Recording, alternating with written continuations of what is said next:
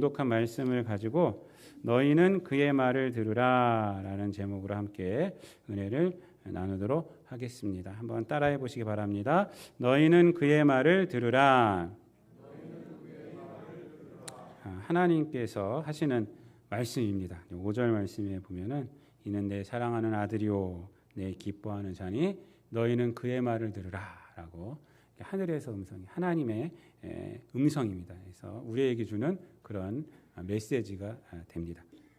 오늘은 광고 시간에 말씀드렸다시피 주연절 이제 후 7번째 주일 또 주연절 마지막째 주일이 됩니다. 주연절 마지막째 주일은 예수님께서 이 높은 오늘 보면 높은 산이라고 그러거든요. 여기서 이제 변화되셨잖아요. 그래서 이 산을 그냥 우리들이 변화산이라고 불러요. 그래서 이 변화산에서 변화하신 사건을 본문으로 하기 때문에 산상변모주일이라고 이렇게 부르기도 합니다. 그러니까 주연절 후 7번째 주일이나 뭐 산상변모주일이나 똑같은 그런 얘기입니다. 주연절 마지막째 주일이 산상변모주일로 마치는 것은요 큰 메시지가 있습니다. 아주 큰 의미가 있습니다. 오늘 이제 본문 말씀을 제가 잠깐 설명해 드리자면 읽어서 아시다시피 오늘은 본문은 그렇게 설명할 것이 없습니다. 예수님께서 베드로, 야고보, 요한을 데리고 이제 높은 산에 올라가셨는데 거기서 변화하시죠. 변화하셔서 엘리야하고 모세하고 이야기하십니다. 그래서 얼굴이 해같이 빛나고 옷도 하얗게 빛나요. 그래서 이 하얗게 빛났다는 것은요, 그때 당시에 하얗다는 것은 뭐냐면 아주 세상과 다르다는 거예요. 세상과 다르다. 그래서 그때 세제가 있어요, 뭐가 있어요, 그렇죠? 빨래하는데 얼마나 깨끗하게 빨리겠습니까? 그래서 하얗다는 것은요, 아주 세상과 다르다라는 것을 의미합니다. 옷이 하얗게 변했다. 그러니까 세상과 다르게 이제 예수님이 변하셨다라는 것을 세상 사람들과 다르게 변하셨다라는 것을 말을 합니다. 그리고 그러니까 베드로가 그것을 보고 너무 좋은 거예요. 너무 좋아서 여기서 이제 초막 셋을 짓고 살겠습니다. 이런 고백을 하자 하나님의 음성이 하늘에서 들리죠. 이는 내 사랑하는 아들이요 내 기뻐하는 자라. 너희는 그의 말을 들으라. 그러니까 그 말을 듣고 이 제자들이 다 두려워서 발발발 떨어요. 그래서 얼굴을 못 듭니다. 마치 모세가 율법을 받을 때 사람들이요 그 시내산에서 율법을 받을 때 사람들이 벌벌 떨었어요. 막 거기서 우르릉 꽝꽝꽝 소리가 들리고 있을 때 이 이스라엘 백성들이 밑에서 벌벌 떨었어요. 그래서 이제 그러한 것을 이제 나타내 줍니다. 그래서 예수님께서 두려워 말라라고 위로하시고 하시는 말씀이 내가 죽고 나서 다시 살아날 때까지는 함구하라 이렇게 말해요. 말하지 말아라라고 말합니다. 이것이 오늘 본문의 내용인데 이 내용이 이 주연절 마지막째 주일에 우리에게 무슨 메시지를 주는가? 그것은 뭐냐면 인간으로 오셔서 우리와 함께 하신 예수님이 바로 하나님의 아들이시다라는 것을 밝혀주는 것이에요. 이 본문은. 여러분 주연절을 우리가 지금 오늘까지 7번째 주일을 지켜왔지 않습니까? 그런데 메시지들이 뭐예요? 예수님이 이 땅에 탄생하시고 예수님이 세례받으시고 예수님의 가르침 이런 거 아닙니까? 그러니까 예수님이 이 땅에 오셔서 우리 인간들하고 같이 사셨다는 것입니다. 평범하게 사셨다는 거예요. 평범하게 사셨다. 그러니까 예수님의 이 땅에서의 삶은요 평범하셨어요. 육신을 갖고 있으셨고 엄마를 통해서 태어났고 다 평범한 것입니다. 그런데 이러한 예수님의 삶이 이러한 예수님이 특별한 것은 뭐냐면 그 이유는 뭐냐면 다른 것이 아니라 예수님이 하나님의 아들이시라는 존재성 때문이다라는 것을 오늘 본문은 말씀해 주는 거예요. 태어나신 것, 말씀하신 것, 이 모든 것들이 이 세상을 거느리신 것 이것이 왜 특별하냐? 바로 예수님은 누구예요? 하나님의 아들이시기 때문에. 그래서 특별한 거예요. 여러분 인간도요. 좀 인기를 얻게 되고 인간이 특별하게 되면 그 사람이 한 것이 특별해집니다. 한 것이. 특별하지 않으면 다 사멸되든가 없어지는가 기억에서 없어져요. 윤영주 장로님 유튜브에서 송승환 씨가 이제 하는 유튜브 채널이 있어요. 제가 이제 거기 들어가서 이렇게 보는데 재밌어요. 옛날 우리 때 얘기도 나고 우리 전 때 얘기도 나오고 뭐 이러니까 재밌어요. 근데 이제 그때 윤영주 장로님, 우리보다 전 때죠. 윤영주 장로님이 나와서 하시는 얘기가 있는데 뭐냐면 이분이 조개 껍질 묶어 그녀의 목에 걸고 이거를 아주 금방 작곡을 했대요. 근데 어디서 했느냐? 보령에서 했대요. 보령에서 통기타 갖고 작곡해서 그냥 불렀대요. 근데 이 노래가 유명해진 거예요. 그때는 자기가 존재감이 별로 없었기 때문에 조금 유명했어도 뭐 그냥 존재감이 별로 없었기 때문에 별 저기가 없었는데 나중에 이제 이분이 트윈 폴리오 뭐 해서 쫙 유명해졌잖아요. 보령 시장이 와서 정말 그 노래를 보령 앞바다에서 만드셨습니까? 그러니까 그렇다고. 그러니까 그러냐고. 당장 내가 보령시에 보령 앞바다에 비를 세우겠다고. 그래서 비를 세웠대요. 커다란 비를 세우고 거기다 윤영주 사진을 넣는지 안 넣는지 내가 정확히 기억은 안 나는데 하여튼 윤영주가 거기서 지었다라는 내역을 넣고 그 조개 껍질 묶고 그녀의 목에 걸고 뭐 이런 거 그 노래 쫙 썼다고 합니다. 그래서 윤영주 장로님 그러더라고요. 보령 해변 가면은 먹고 마시고 놀지만 말고 그 비에 가서 사진도 찍고 오라고 이렇게 얘기를 하더라고요. 그러니까 이렇게 윤영주 장로님이 유명해지니까 그가 한 발자취가 유명해지는 거예요. 유명해지는 거예요. 여러분 똑같은 겁니다. 예수님의 탄생은 누구의 탄생이에요? 하나님의 아들의 탄생이에요. 예수님의 활동은 누구의 활동이에요? 하나님의 아들의 활동이에요. 예수님의 가르침은 누구의 가르침이에요? 하나님의 아들의 가르침이에요. 여러분 예수님이 하나님이 아들이시기 때문에 그분의 탄생은 우리의 탄생하고 같은 탄생일지라도 하나님의 아들의 탄생이기 때문에 평범한 것이 아니고 그분의 가르침은 하나님의 아들이 가르치는 거기 때문에 진리가 되는 것이고 그분의 이 땅에서의 거느심은 하나님의 아들의 거느심이기 때문에 은혜가 되는 것이고 그분의 십자가의 죽으심은 구원이 되는 거예요. 구원이 되는 거예요. 왜? 하나님의 아들이기 때문에. 다른 종교는요. 사람이 수양을 통해서 놀라운 수양을 통해서 큰 깨달음을 얻거나 또 그러한 수양을 행했다는 여러분 10년 동안 20년 동안 눕지 않고 앉아서 잤다. 그것이 사람들에게 알려지면 어때요? 대단하다 그러잖아요. 그래서 그 사람을 따를 거 아니에요. 그래서 그러한 것들, 그런 수양을 통해 큰 깨달음을 얻었거나 뭐 그러한 일을 해서 어떠한 사람과 다른 것을 해서 태어난 게 다른 종교예요. 석가모니도 마찬가지죠. 수양을 해서 수양에 큰 깨달음을 얻었잖아요. 그게 이제 불교 시초가 된 거죠. 또는 신의 가르침을 받았다고 주장하는 것, 신내림이나 뭐 신계시를 받았다 이런 것이 다른 종교의 기반이 됩니다. 그러나 기독교는 예수님은 하나님의 아들로 믿는 것에서 출발하는 거예요. 하나님의 아들이십니다. 이 땅에 오신 예수님이 하나님의 아들이십니다. 라는 그 고백 가운데서 출발하는 거예요. 그 존재성에 대한 존재성. 여러분, 그러므로 예수님의 삶을 바라볼 때 하나님의 아들이라는 존재에 근거하지 않고 예수님의 삶을 바라보는 예수님을 바라보는 것은요, 한계가 있고요. 그리고 때로는 잘못될 수가 있어요. 이것은 어디서 알 수 있느냐? 베드로를 통해서 알 수가 있습니다. 여러분 오늘 산상변모 이 사건이 어디에 위치해 있냐면요. 사도 베드로가 예수님에 대해서 주는 그리스도시요 살아계신 하나님의 아들입니다라고 고백한 그 뒤에 바로 나오는 거예요. 그래서 16장, 우리 17장 1절부터 9절까지 읽었는데 16장 말씀에 바로 그 얘기가 나옵니다. 그 얘기를 하고 나서 사도 베드로가 예수님께 혼나는 장면, 그리고 예수님께서 다시 설명하는 장면이 나와요. 그거 바로 뒤에 이 예수님의 그 존재성에 대해서 나오고 있어요. 이 위치가 주는 의미가 있습니다. 여러분 이 사도 베드로가 예수님께 위대한 고백을 했잖아요. 주는 그리스도시요 살아계신 하나님의 아들입니다 라고 고백했잖아요. 예수님이 그 고백을 듣고 얼마나 기뻐하셨어요.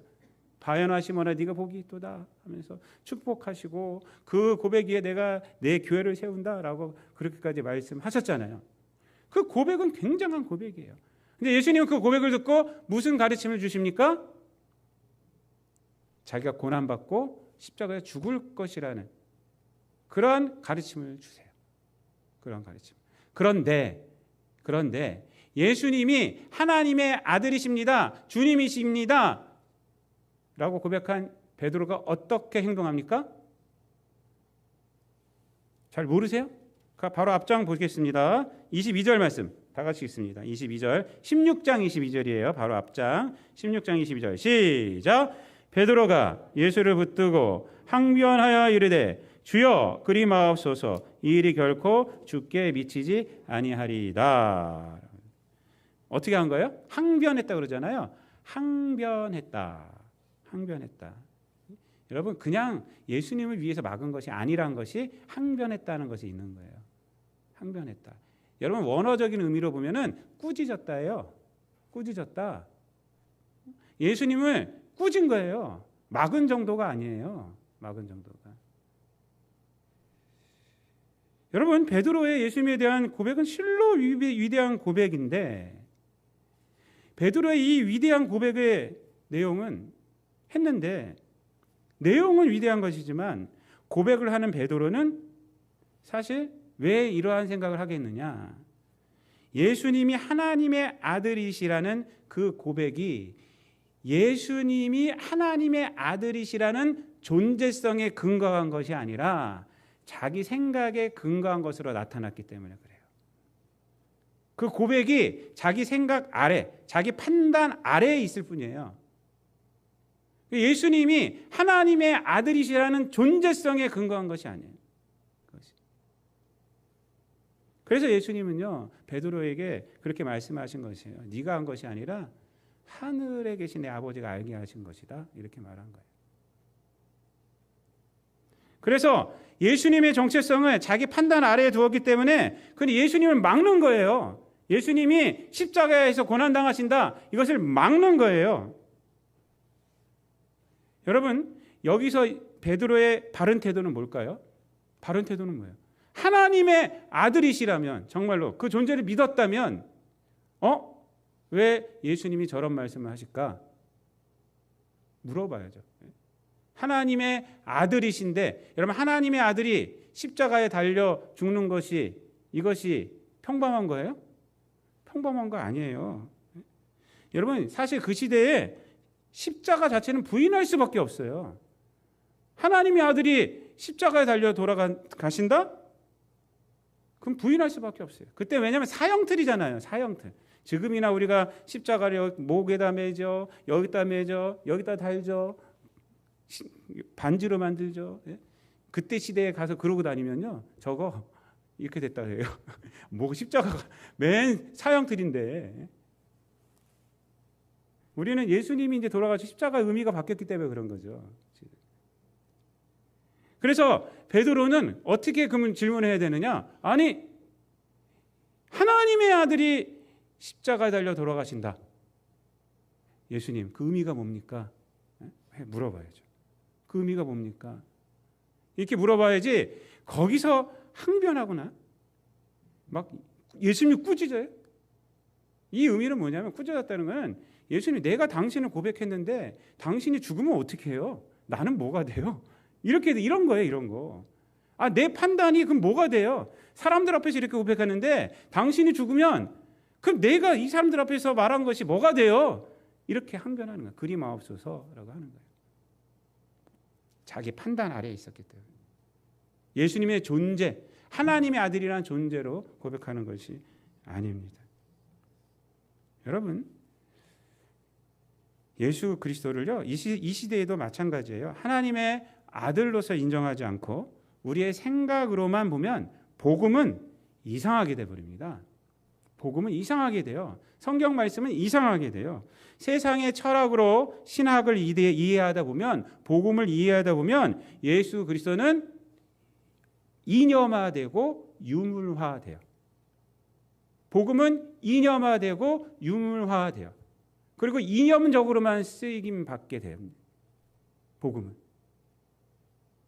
여러분 초대교회 때도 영지주의라는 그 사상에 기독교가 물들어서 그래서 이단이 나타났어요. 이단이.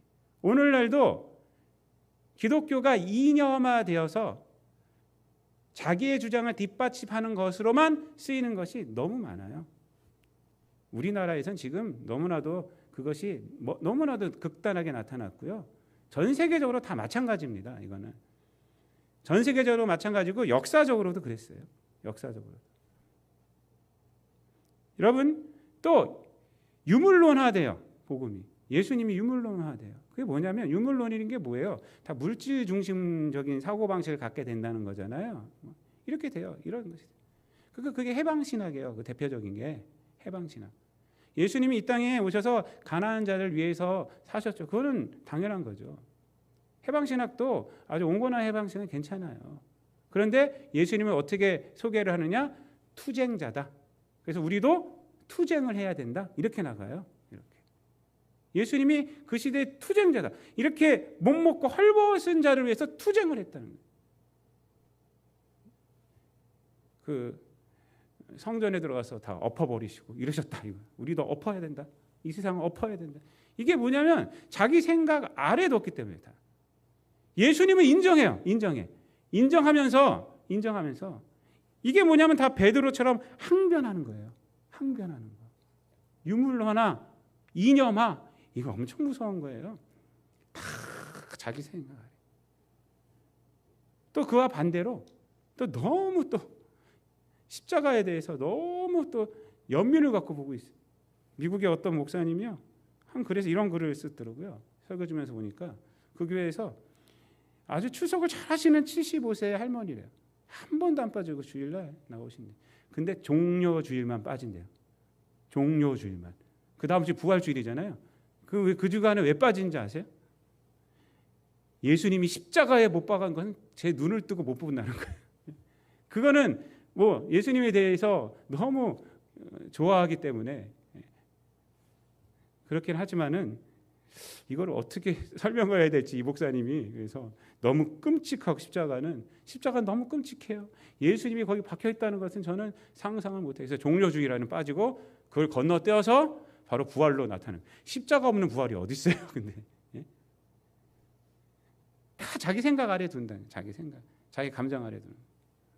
여러분 초대교회 때도 그랬어요. 고린도전서 1장 보면은 십자가에 대해서 헬라인은 십자가를 어떻게 봤다고요? 미련하게 봤고 유대인들 어떻게 봤어요? 꺼리끼는 거 봤어요. 하나님의 아들이 죽었다니까 꺼리끼죠 유대인은. 근데 헬라인에는 미련하다는 거야 십자가가. 하나님의 아들이 거기서 죽었어? 그게 말이 돼? 하면서 초대교회 때. 근데 우리에게는 십자가는 자랑이다라고 사도 바울이 고백하지 않습니까? 여러분 십자가에서 예수께서 당하시는 고통만을 생각하는 것, 또 십자가를 갖다가 자기 생각으로만 그냥 탁 하고 있는 것, 복음을 자기 생각 아래 둔다는 것, 이거 다 잘못된 것입니다. 여러분 신앙생활은 뭐냐면 예수 그리스도를 하나님의 아들로 믿고 그 믿음으로 예수 그리스도의 삶을 생각하는 거예요. 그리고 십자가를 생각하는 거예요. 그러면 예수님이 하나님의 아들이니까 태어난 것이 보통 사건이 아니잖아요. 예수님이 하나님의 아들이니까 예수님이 말씀하신 모든 내용들은 보통 말씀이 아니잖아요. 예수님이 하나님의 아들이니까 이 땅 가운데에서 살면서 사람들을 만나고 병자를 고치시고 이런 것들은 보통 사건이 아니잖아요. 예수님이 하나님의 아들이니까 예수 그리스도의 십자가의 죽으심은 보통 사건이 아닌 거예요. 그거는 거기 안에는 큰 의미가 있는 것입니다. 그렇게 보면서 그 사건으로 자기 삶을 바라보는 거예요. 자기 삶을 바라보고 해석하는 거예요. 그 복음으로 해석하는 거예요. 이게 바로 믿음이에요. 이게 신앙생활이에요. 이게 신앙생활. 내 삶을 내가 믿는 하나님으로 해석해내는 거예요. 내가 고난 가운데 있을지라도 상황으로 해석하는 것이 아니라 하나님의 아들 예수를 믿는 나에게 왜 이런 것이 닥쳤을까? 예수님이 십자가를 달리신 것처럼 그렇게 질문하면서 여러분 제가 지지난주 금요일 시간에 말씀드린 건데 독일의 윤리학자 버네포가 이런 질문을 했어요. 오늘 우리에게 예수는 누구인가? 라고 물어야 한다. 그 시대 히틀러가 막 판을 찍은 시대 아닙니까? 오늘 우리에게 예수는 누구인가? 라고 질문을 해야 한다. 예수는 이 시대에 무엇인가? 라는 질문이 아니라 예수님은 누구인가? 라는 질문을 해야 된다. 왜 그런지 아세요? 예수님이 이 시대에 무엇인가? 라는 질문도 훌륭한 질문이에요. 사실은요. 그런데 한계가 뭐냐면 예수님이 이 시대에 무엇인가? 라는 질문은 이 시대 안에 갇히게 돼 있어요. 시대 안에. 자기 생각 안에, 시대의 철학 안에, 시대성 안에, 내 상황 안에 갇히게 돼 있어요. 그러나 예수님은 누구인가? 라는 대답은 거기서 하나님의 아들이심을 우리는 거기서 꺼내오기 때문에 시대를 초월하고 그리고 삶을 초월하고 내 상황을 초월하는 답이 거기서 나오는 거예요. 여러분 히브리서 13장 8절에서 예수님은 어제나 오늘이나 영원토록 변하지 않는 분이십니다 라고 고백하고 있지 않습니까? 그래서 내 상황 가운데서 예수님이 누구인가라는 질문을 통해서 내 상황을 이겨낼 수 있는 힘이 거기서 나오는 거예요. 예수님이 하나님의 아들이시지, 예수님이 나의 구원주이시지, 예수님이 나의 소망이시지, 이 답으로 지금 상황을 이겨내는 거예요. 이 시대에 무엇인가만 따져다 보면요, 이 시대에 갇혀버려요. 이 시대에 별로 예수님이 힘이 없네? 이렇게 돼버리는 거예요. 여러분, 우리가 아는 것이 뭐가 그렇게 많아요? 우리 아는 거 별로 없어요. 그래서 우리는 무지한 자라고 그래요. 영적인 것은 더 무지한 자들이에요. 내 삶을 어떻게 해석해내요? 이 시대를 가지고 어떻게 예수님을 해석해내요? 예수님을 가지고 이 시대를 해석해야 되는 거예요. 예수님이 누구인지를 가지고 내 삶을 해석해야 되는 거예요. 그럴 때 우리에게 힘이 나오고 소망이 나오고. 여러분, 그러기 때문에 교회들이 일치할 수 있는 거예요. 여기 있는 교회나 저 캐나다에 있는 교회나 저쪽에 북극에 있는 교회나 예수님이 누구인가? 라는 이 질문 때문에 하나가 되는 거예요. 예수님이 이 시대에 무엇인가? 내 상황 가운데 무엇인가? 이것 때문에 나눠질 수밖에 없어요. 내 상황은 틀린데? 알래스카나 캐나다나 이런데? 제가 캐나다 이민 가서 제가 있으면 처음 캐나다인 가서 예배 드리는데 얼마나 은혜 받았죠. 영어는 하나도 모르지만 하나도 안 들리지만 그들이 하는 찬양이 같았어요. 함께 기도할 수 있었어요. 그래서 얘기하더라고요. 여기 누구누구 아픈데 일어나시라고. 그 주변에 있는 사람들이 일어나라고. 손을 얹으라고 다 그래. 그럼 얹고 기도하는 거예요. 그 기도가 같이 기도해요. 같이. 그리고 다 끝나는 게 어떻게 끝나요? 예수 그리스도 이름으로 끝나요. 그래서 여러분 캐나다에 있는 교회일지라도 여기 있는 신앙생활하는 사람일지라도 가면 같은 거예요. 누구 때문에? 예수님 때문에. 그래서 우리는 늘 예수님이 누구인가라는 질문을 해야 합니다. 오늘 본문을 보면요, 구름 속에서 하나님의 음성이 들리죠. 5절 말씀입니다. 한번 다 같이 읽어보겠습니다. 시작. 말할 때에 호련히 빛난 구름이 그들을 덮으며 구름 속에서 소리가 나서 이르시되 이는 내 사랑하는 아들이요 내 기뻐하는 자니 너희는 그의 말을 들으라 하시는지라. 여러분, 여기서 존재성에 대해서 하나님이 말씀하시죠. 그는 누구예요? 내 사랑하는 아들이요 내 기뻐하는 자다. 그리고 나서 무슨 얘기를 하십니까? 너희는 그의 말을 들어라. 예수 그리스도가 하나님의 아들이시기 때문에 하나님의 기뻐하시는 자이기 때문에 그 영광을 받으면, 지금 영광을 받잖아요. 그 하나님의 영광을 받으면 어떻게 하라는 거예요? 이제 그의 말을 들어라 이거예요. 이제 그의 말을 들어라. 예수님을 말씀을 따라며 살아야 한다라는 겁니다. 예수 그리스도 중심으로 살아야 한다는 거예요. 예수 그리스도를 하나님의 아들됨으로 해석해내며 살아야 한다라는 것입니다. 그런데 예수님께서 뭐라고 말씀하세요? 9절 말씀 다 같이 읽습니다. 시작. 그들이 산에서 내려올 때 예수께서 명하여 이르시되 인자가 죽은 자 가운데에서 살아나기 전에는 본 것을 아무에게도 이르지 말라 하시니 이렇게 말합니다. 예수님께서 하나님께서 그의 말을 들으라 라고 말했는데 예수님께서 하시는 말씀은 의외예요. 말하지 말라 이렇게 말해요. 그 영광을 말하지 말라. 이게 제일 처음에 말씀하시는 거예요. 제자들에게. 언제까지요? 근데 제안을 두셨죠? 인자가 죽은 자 가운데서 살아나기 전에는 본 것을 아무에게도 이르지 말라. 함구해라. 왜 이렇게 말씀하셨을까요? 왜? 그 이유는 예수님은 제자들이 예수님이 하나님의 아들이라는 이 영광으로 십자가를 이해하시기를 원하셨기 때문에 그래요. 그 영광으로, 하나님의 아들이라는 영광으로 십자가를 이해해야 되는 거예요. 십자가. 예수 그리스도의 죽음을 이해해야 되는 거예요. 그것을 모르고 있었잖아요. 베드로는 항변하고 나타나니까 무슨 여기다가 집 짓겠다라고 막 하고 막 이런 얘기는 하잖아요. 지금 베드로가 이해를 못하는 거예요. 영광을 영광되게 쓰는 법을 몰라요. 이 하나님의 아들이라는 영광으로 이 제자들이 십자가를 이해하기를 원하셨기 때문에 십자가 이전에는, 부활하기 전에는 이 얘기를 하지 말라라고 말을 한 것입니다. 여러분, 오늘날도 예수 그리스도에 대한 고백은 있는데 그 고백으로 십자가를 이해하지 못하는 그런 사람들이 많이 있어요. 그냥 그 고백으로 자신의 영광만을 삼으려고 하고 세상의 영광만을 차지하려고 하는 사람. 그 영광으로 뭘 이해해야 돼요? 십자가를 이해해야 돼요.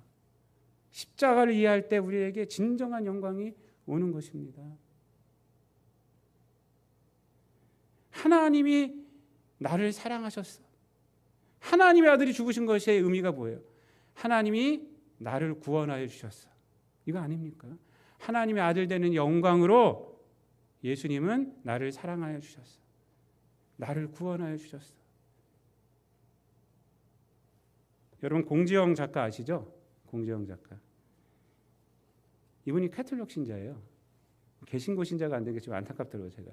근데 이분이 사실은 이분 언니가 개신교 신자예요. 이분 언니가 전도해서 전도해서 이분이 변화된 거예요. 사실은요. 제가 어저께 공재영 작가 그 수도원 기행인가요? 그 1권과 2권 제가 도서관에서 급히 빌려다가 좀 확인할 게 있어서 그걸 봤어요. 봤는데 제가 이제 그 서문을 보니까 하나님 만난 이야기가 쫙 나오더라고요. 그분은 뭐 우리가 다 알다시피 베스트셀러 아닙니까? 그 작가 아니에요? 근데 또 하나 아는 것이 뭐예요? 이분은 불행한 가정 생활을 했잖아요. 마지막 세 번째 이혼할 때 그때 하나님 만나. 그때 유리가 다 파편이 다 깨지고 남편한테 맞고 그리고 경찰서 가서 조서 쓰고 뭐 이랬다고 해요. 근데 그거 실패하기 싫어서 이분이 그 순간에 차를 몰고 나왔대요. 그렇게 막 차 몰고 막 다니는데 빨간 불하고 파란 불만 자기가 구별했지 아무것도 구분할 수 없었대요. 근데 이분 언니가 계속 교회 다녀라. 너가 예수 믿으면 내가 니네 애들 봐줄게. 막 이러면서 그렇게 했다고 그래요. 근데 그 순간에 생각나는 사람이 언니들이에요. 언니. 그렇게 부인하고 막 그랬는데도 그 언니가 늘 그랬대. 자기가 부인하면 내가 널 위해서 기도할게 하고 끊었대요. 내가 널 위해서 기도할게. 근데 언니 날 위해서 기도해줘. 이 생각이 나더래요. 그 순간에. 그 저녁에 그래서 언니한테 기도했대요. 아니, 언니한테 전화했대. 날 위해서 기도해달라고 그러려고. 근데 시차가 있으니까 전화를 안 받더래. 그래서 이분이 그래서 막 이렇게 있는데 어떻게 하는데 갑자기 자기 마음속에서 네가 기도하지 그래. 이렇게 들어요. 갑자기 그 생각이 그래. 그래서 이제 자기가 기도하는데 기도할 줄 알아요. 자기가. 그래서 하나님 앞에 소리를 질렀대요. 하나님 날 버리지 말아주세요. 소리를 꽉 질렀대요. 그냥. 그랬는데 갑자기 음성이 들리대요. 음성이. 지영아 내가 널 떠난 적 한 번도 없다? 깜짝 놀랐대요. 자기가. 막 두리번거리고 너무 명확하게 들려가지고 그게 소리가 자기가 그래도 작가로서 논리적인 사고방식을 갖고 있는 사람인데 너무 깜짝 놀랐어요. 그 얘기가 그 서문에 나와요. 수도원 기행 서문에 쫙 내용들이 쫙 나옵니다. 그리고 나서 이제 언니하고 아침에 통화하고 언니가 당장 교회를 가라 했는데 이분이 천주교를 갔더라고요. 거기 가서 하나님 앞에 기도하는 거예요. 그렇게 이제 신앙을 갖게 된 거예요. 그런 신비한 경험을 가지고 갖게 된 거예요. 근데 또 거 생활하다가 거기서 이제 교우들과 생활하다가 성령 체험을 했대요. 성령 체험. 그래서 성령 체험이 끝나고 나서 자기도 신기해가지고 그래서 어떤 분이 신부님이 그걸 소설로 좀 쓰세요. 그랬더니 아유 그걸 어떻게 써요? 제가 나름대로 논리적인 작가로 이렇게 이름 나 있는 사람인데 그거를 제가 쓰면 사람들이 나를 뭐라 그럴까요? 그런 얘기를 했대 자기가 또. 근데 자기가 이제 수도원 기행이라는 글을 쓴 것 같아요. 그래서 근데 그 다음에 사람들하고 이제 성령 체험한 사람들 막 모여서 얘기를 한 거. 방언의 은사도 받고 뭐 무슨 음성도 듣고 그런 거예요. 하는데 이 공지영 작가가 거기서 무슨 얘기를 하냐면 이러한 기적은 다른 종교도 있습니다. 또 이랬대 자기가. 입 바른 소리를 잘해가지고 거기서 자기 성령 체험하고 좋아서 있다가 공동체로 얘기하면서 무당도요. 무당도 그 작두 위에서 얼마나 잘 치는지 몰라요. 처음에는 무당도 무서워해요. 자기가 봤다는 거예요. 작두에서 올라갈 생각하면 무당 무서워한대요. 근데 신내림 딱 받으면 눈이 획깨딱 돌아간대요. 그 다음에 나비처럼 올라간대요. 거기. 그 다음에 춤을 추는 거예요. 거기서. 그래서 이런 기적들이 있다고. 그랬더니 어떤 사람이 또 공지영 작가한테 동조하면서 인도에 가면은 칼로 창으로 쑤셨는데 다시 뺐더니 살아나는 기적이 있다고. 이런 걸 한다고. 그러니까 사람들이 거기 있는 사람들이 어떻게 생각하겠어요? 아 저게 와가지고 또 이상하게 분위기를 만드네. 이렇게 은혜 받고 나서 그래서 한 사람이 얘기를 했대요. 그렇다면 왜 공지영 그분이 이제 세례명이 마리아더라고. 아, 마리아는 왜 여기 와가지고 하나님 믿냐고 그 기적 행하는 그런 신들 믿지라고 얘기를 했어요. 했더니 공지영 작가가 갑자기 거기서 이런 얘기를 했다고 그래요. 자기 생각도 안 했는데 왜냐하면 그 기적을 행하는 신들은 나를 사랑하지 않으니까. 나를 구원하지 않으니까. 그런데 이 하나님의 아들 예수님은 성령님은 나를 사랑하시고 나를 구원하신 분이니까. 자기가 그 얘기하고 깜짝 놀랐대요. 자기가 생각해서 한 것도 아니래. 그리고 나서 자기가 한 그 말을 하니까 갑자기 썰렁해지대요. 갑자기 쫙 해지고 그걸 끝나버린 거예요. 그걸로. 그리고 이분이 기적에 대해서 생각하면서 그래 기적을 나에게 보여주신 이유는 이걸 깨달으는 거구나. 기적을 통해서 하나님이 나를 사랑하신다. 나를 구원하신 분이다. 십자가를 깨달으는 거구나. 이거야 십자가를. 그래서 그걸 묵상했대. 이 공지영 작가 내가 어저께 책 읽으면서 얼마나 웃은 대목이 하나 있어요. 그 기적을 자기가 체험했잖아요. 그리고 하시는 말이 뭐라 그러냐면 어쩐지 우리 언니가 예수님을 정말 잘 믿더라. 그 자기 주변에 막 많은 사람들이 믿잖아요. 어쩐지 저렇게 미친 듯이 믿는 이유가 있었구나. 하나님이 맨날 이렇게 말씀해 주시고 하나님이 이렇게 기적을 나에게 행해 주시니까 그러니까 믿지. 그래서 자기가 언니한테 그 얘기를 했대요. 언니 나도 드디어 하나님의 음성을 들었어. 나도 이제 예수 믿을 거야. 이런 은사도 많이 받았어. 체험했어. 했더니 언니가 삐졌더래. 왜 삐졌는지 아세요? 아니 내 동생에게는 그런 걸 보여주고 자기에게는 안 보여줬다는 거예요. 그 공지영 작가 그런 얘기를 썼어요. 알아보니까 이런 거는 아무나 보여주는 게 아니라 자기처럼 강팍한 사람들이나 보여주는 거지. 자기는 그렇게 생각했대요. 어쩐지 그렇게 열심히 교회 가서 맨날 살고 뭐 식당 봉사하고 맨날 그런 이유가 이런 기적을 맨날 체험하니까 그런지 알았더니 그것이 아니더래. 언니가 하나님한테 삐져가지고 하나님한테 보여달라고 자기도 그랬다는 그런 이야기들이 좀 있더라고요. 여러분 하나님의 아들 예수님은요 이 땅에 오셨어요. 그 여러 가지 기적을 했죠. 근데 예수님은 십자가 전에 말하지 마라라고 해요. 왜냐? 그 모든 것들이 다 십자가를 이해하고 나서 필요한 거예요. 십자가를 이해하지 못하는 것은요 아무 기적이라도 아무 필요 없어요. 여러분 이 초대교회 사람들 예수님이 살아계실 때 사람들이 기적을 얼마나 많이 경험을 했습니까? 그럼에도 불구하고 또 뭘 구했어요? 표적을 구했잖아요. 표적을. 그러니까 예수님이 뭐라고 했어요? 음란하고 악한 세대가 표적을 구한다 그래요. 여러분 기적 체험으로 하나님을 믿는다는 거 이거는요 우리가 기적을 몇 번 체험하면 믿을 수 있을까요? 우리는 믿을 수 없어요. 기적 체험으로. 왜 악하고 음란하다고 그래요? 제가 새벽기도 때 설명해 드렸어요. 음란하단 말을 왜 쓰냐면요 음란이란 것은 만족이 없기 때문에 그래요. 그래서 악하고 음란한 세대라고 그러는 거예요. 악하고 음란한 세대가 표적을 구하는 거예요. 그래서 만족이 없어요. 음란이 무슨 만족이 있어요. 악한 것도 만족이 없어요. 악 이만큼 하면 됐죠? 천만에 점점 더 큰 바늘 소득이 소도둑이 되는 거예요. 이적을 통해서 하나님의 아들을 우리가 예수 그리스도의 십자가를 이해하지 않는다면 하나님의 아들을 이해할 수 없어요. 그래서 이렇게 말씀하시는 것입니다. 사랑하는 성도 여러분, 예수님은 하나님의 아들이십니다. 아들로서 이 땅에 오셨어요. 그리고 십자가에서 죽으신 예수님이 누구예요? 하나님의 아들이세요. 아들. 하나님의 아들이세요. 우리가 그 십자가를 이해를 해야 합니다. 주연절 마지막 주일을 지나면 이제 이번 주 수요일부터 이제 사순절이 시작이 됩니다.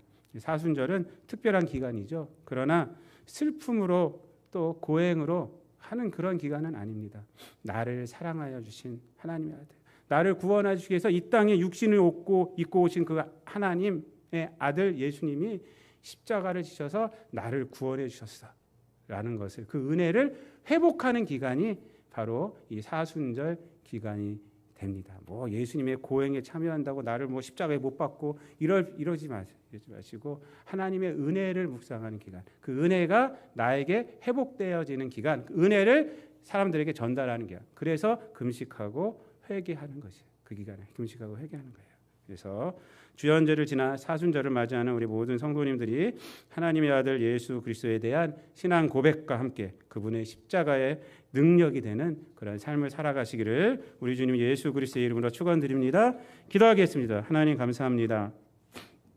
하나님의 아들 예수님이 이 땅에 오셔서 우리와 함께 하셨고 또한 십자가를 지셨음을 우리가 말씀을 통해서 봅니다. 그 함께 하신 은혜를 우리가 깨달아 알게 하여 주시고 십자가를 지신 그 이유를 우리가 알게 하여 주옵소서. 그래서 늘 하나님의 아들이 예수님이었음을 우리가 기억하고 그 사실에 감격하며 우리가 사랑받았음을, 우리가 구원받았음을 늘 깨닫고 이 땅 가운데서 주께 영광 돌리며 살아가는 우리 모든 성도들 되게 하여 주옵소서. 감사드리며 예수님의 이름으로 기도드리옵나이다. 아멘.